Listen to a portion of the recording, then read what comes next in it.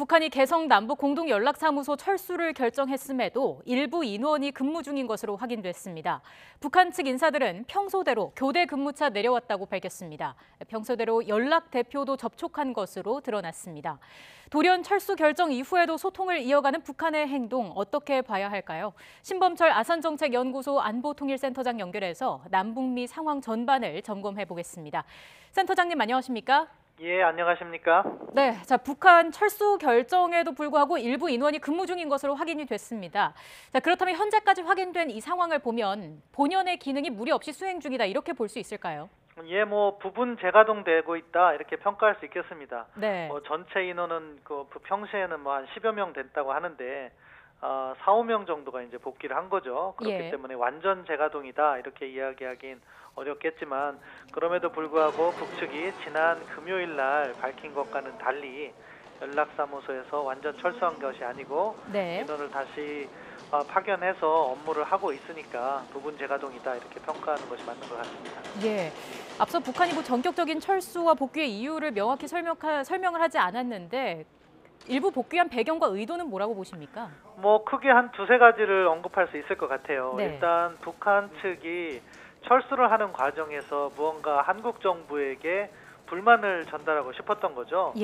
최근 북한의 관영 매체들이 나오고 보도하는 바를 보면은 결국 한국이 제재 틀 안에서 남북 관계를 진행하겠다 이렇게 밝히니까 그 부분에 대한 불만 표시인 것 같아요. 외세에 의존하지 말고 남북이 우리 민족끼리 잘해보자 이런 메시지를 전달하고 싶어 했는데 주말 사이에 한 두 가지가 바뀐 것 같아요. 처음에는 미국 트럼프 대통령이 북한에 대해서 추가 제재를 하지 않겠다 이렇게 이야기를 한 거죠. 트윗을 통해서. 그러면서 미국으로부터 탑다운 방식의 대화를 지속하겠다. 이런 메시지가 온 것에 대한 긍정적인 반응이 상당 부분 포함되어 있을 거라고 보고요. 다른 한 측면에서는 한국 내 북한에 대한 여론이 악화되는 것을 두려워했을 수도 있겠다 그런 생각이 들어요. 왜냐하면 그렇게 일방적인 철수로 인해서 국내 여론이 상당히 악화되는데 북한도 이런 측면은 바람직하지 않다고 봤을 가능성이 있거든요. 이런 점을 고려해서 또 자기들 체면도 있으니까 완전 재가동으로 이렇게 가진 않고 일부 인원을 이렇게 보내서 부분 재가동을 선택한 것이다. 이렇게 평가할 수 있을 것 같습니다. 그럼 우리 정부를 향해서는 좀 더 강력한 중재 역할을 요구하는 것이라고 볼 수 있을까요? 당장 강력한 중재 역할은 아닌 것 같아요. 최선희 외무상도 3월 15일 날 기자회견을 통해서 한국 정부가 할 일은 중재가 아니다. 한국은 플레이어다. 이렇게 당사자다. 이렇게 얘기를 한 바도 있고요. 다만 지금 이제 남북 관계를 진행하는 과정에서 한국 정부가 너무 제재의 틀에 묶여 있다. 그리고 미국의 눈치를 너무 본다. 이러한 불만을 전달하고 싶은 것이고 그런 측면에서 또 다른 각도에서 살펴보면 한국 정부가 무슨 대화 재개를 노력을 한다고 하더라도 북한의 목소리를 조금 더 반영해 달라 그런 취지에서 이야기를 하고 있다 그렇게 평가합니다. 그럼 지금 상황에서 우리 정부의 적절한 대응은 뭐라고 보십니까? 지난주 금요일 날 통일부 대변인이 잘 언급한 것 같아요. 차분한 대응을 이야기를 했는데 그렇게 하면 될 것 같아요. 지금 북한은 하노이 정상회담 이후 약간 갈짓자 행보를 보이고 있잖아요. 그것은 무엇이냐? 내부적으로 입장이 정리가 덜 됐다고 봐요. 그런 과정에서는 사실 우리 정부가 너무 급하게 어떤 제안을 하더라도 북한이 받아들일 준비가 덜 돼 있는 거죠. 따라서 지금 상황에서는 북한이 차분하게 가라앉는 것을 기다리면서 물밑 접촉을 통해서 북한이 잘못된 선택을 하지 않도록 하는 것이 첫 번째 우선순위라고 생각해요. 그것은 무엇이냐? 북한이 또 인공위성을 발사한다거나 미사일을 발사한다거나 하면은 이 대화판 자체가 깨질 수 있기 때문에 그것은 하지 않도록 이렇게 이제 차분하게 가라앉히는 노력이 필요하고 그 다음 단계에서 이제 대화 재개를 모색해야 되지 않겠습니까? 그런 부분에 있어서 우리 정부가 중재자라기보다는 촉진자로서 창의적인 안을 내야 되는 거죠. 결국 북한은 비핵화 부분에 있어서 조금 더 적극적인 역할을 하고 반대로 미국은 이 단계적 보상 정도는 해줘야지 북한이 전체적인 로드맵에 동의해 줄 수 있다 이런 측면을 들어서 미국을 설득해낼 수 있다면 대화는 다시 재개될 수 있다. 그런 쪽의 노력을 차분하게 진행하는 것이 바람직하다고 생각합니다. 일부에서는 이런 상황 속에서 남북 정상회담이 필요하다 이런 목소리도 나오고 있습니다. 이에 대해서는 어떻게 보십니까? 저도 정상회담 필요하다고 생각합니다. 작년에도 예가 있었잖아요. 5월 24일 날 트럼프 대통령이 정상회담 파기를 선언하니까 네. 우리가 갑자기 이제 북측에 연락을 해서 5월 26일 날 정상회담을 했던 전례도 있습니다. 마찬가지로 이번과 같은 경우에도 지금 대화가 단절돼 있는 상황이기 때문에 북측에게 그런 메시지를 전달할 필요가 있는 거죠. 네. 이렇게 정상회담을 통해서 이견을 좁혀가자 그런 취지로 하면은 또 때마침 4월 27일이면은 판문점 선언 1주년 기념도 되잖아요. 예. 그런 것을 명분으로 해서 대화를 재개하는 것이 필요하다고 생각합니다. 우리가 회담을 제의하면 북한 측이 받아들일 가능성은 어느 정도 있다고 보시는지요? 지금 당장 받아들이진 않을 거예요. 네. 북한도 나름대로 체면도 있고 앞서 말씀드린 것처럼 북한도 내부적인 입장을 정리해야 될 필요가 있어요. 무엇이냐?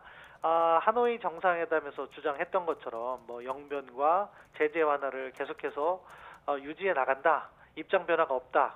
이렇게 계속 주장하는 측면도 있을 테고 로드맵 부분은 조금 더 유연하게 가야 된다 하고 이야기하는 사람도 있을 테고 북한 내부에도 다양한 목소리가 있을 수 있지 않겠습니까? 네. 그 부분은 이제 북한 내부에서 정리가 돼야 되는 거죠. 뭐 결국은 김정은 위원장이 정할 것으로 보이지만 그런 부분이 정해졌을 때 우리가 제안을 할 때 비로소 효과적인 제안이 되는 거죠. 따라서 차분한 대응이라는 것은 지금 당장 무언가를 만들어내기보다는 네. 정확한 시점과 상황을 파악해야 된다는 거죠.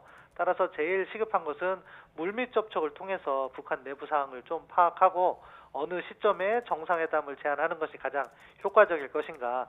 저는 지금 당장이라기보다는 한 4월 초까지는 조금 기다린 다음에 네. 결국 4월 27일 판문점 선언 1주년을 전후해서 정상회담을 제안하는 것이 맞다 그렇게 생각합니다. 예. 뭐 한때는 남북 교류 제동의 우려의 목소리도 나오기도 했지만 일단은 한숨을 돌리게 됐습니다. 과거 패턴과의 차이가 있을까요? 뭐 과거 패턴 유사한데 이번에는 북한이 행보가 약간 빠르네요. 그러니까 금요일 날 하고 월요일 날 출구 다시 이렇게 연락사무소에 왔다는 건 우리 일반적으로 직장 생활하면 금요일 날 퇴근하고 월요일 날 출근하잖아요. 네. 그런 것처럼 생각보다는 빠른 시기에 북한이 복귀를 했다. 이 점에서는 과거보다는 조금 다른 패턴이 보이긴 하는데 아무튼 긍정적인 상황이라고 평가하고요. 예. 이것을 계기로 해서 실질적으로 다음 단계의 대화를 이어갈 수 있도록 뭐 연락사무소를 만든 취지 자체가 사실 남북 간의 소통을 확대하는 거 아니겠습니까? 예. 그러니까 북한 내부 상황을 조금 더 파악하고 우리가 제안했을 때 어느 시점이 가장 효과적인 때인가 그런 것도 준비하면서 지금 시간을 보내야 된다 그렇게 생각합니다. 예. 앞으로 북미 관계는 어떻게 전망하십니까?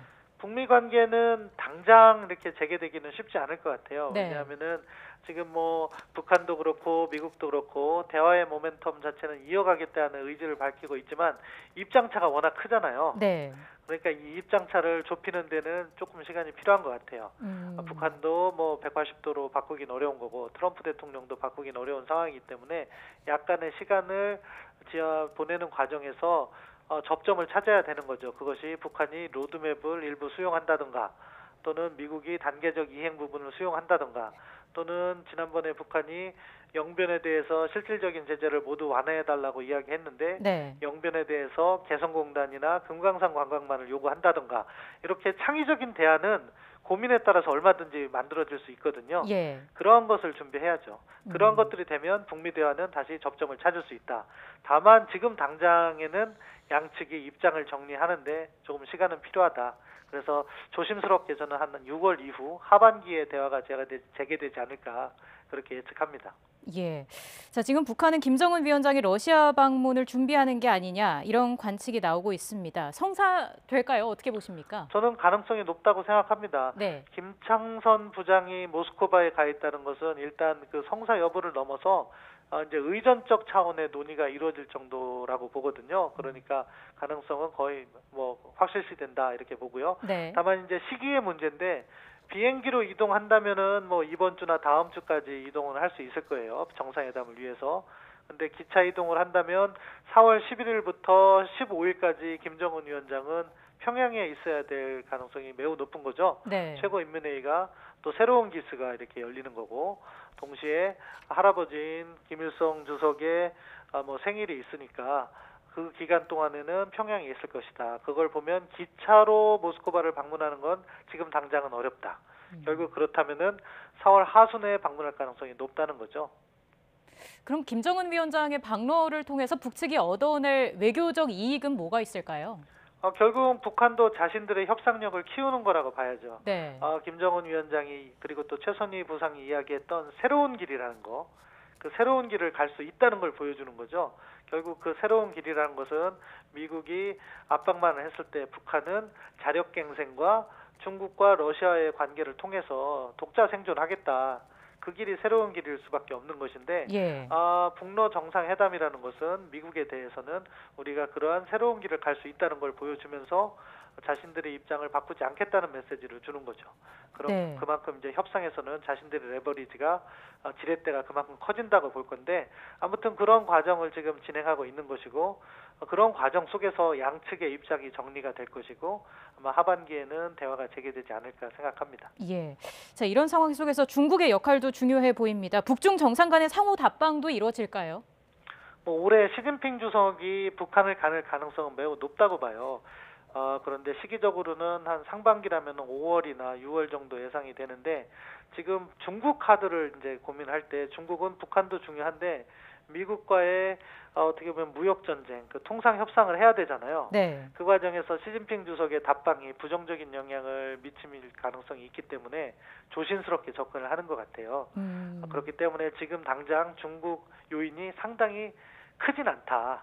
그럼에도 불구하고 중국 요인은 북한이 이러한 협상을 함에 있어서 북한의 후원자로서 중국은 계속해서 자리하고 있다. 그렇게 평가합니다.